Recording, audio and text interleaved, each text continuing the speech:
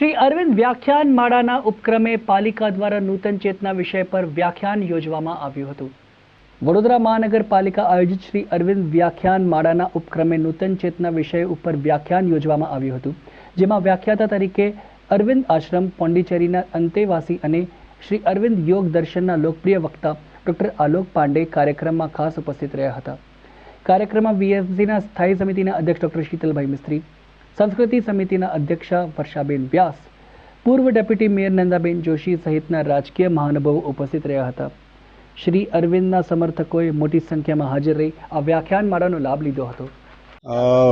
2 દિવસથી શ્રી અરવિંદ આશ્રમમાં કાર્યક્રમ ચાલી રહ્યો છે, લેક્ચર સિરીઝ પ્રવચન શ્રેણી।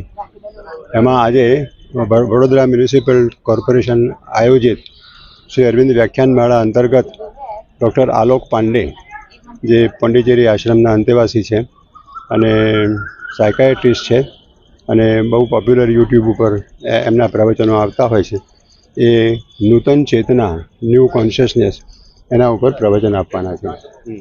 મહારાજા સયાજીરાવ ગાયકવાડના રાજમાં જેમણે સિવિલ સર્વિસ વડોદરામાં પ્રોવાઈડ કરી હતી।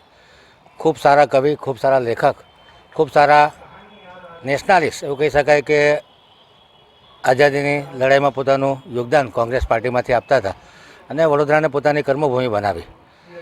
પોતાની ક્રાંતિકારી ચળવળ દરમિયાન એમની પર સિરિયલ બોમ્બ બ્લાસ્ટના આક્ષેપો પણ થયા, અલીપુર જેલમાં પણ રહેવાનો વારો આવ્યો, પરંતુ બ્રિટિશ ગવર્મેન્ટ એમને સજા ન કરી શકી પુરાવાના અભાવે, અને બ્રિટિશ વિરુદ્ધ જે લેખો લખતા હતા એ બાબતમાં એમને જેલમાં રહેવાનું થયું। જેલમાં એમને જે આધ્યાત્મિક અનુભવો થયા, ત્યારબાદ એમને રાજનીતિ છોડી અને પોંડિચેરી ખાતે જે આધ્યાત્મની દુનિયામાં પગ મૂક્યો।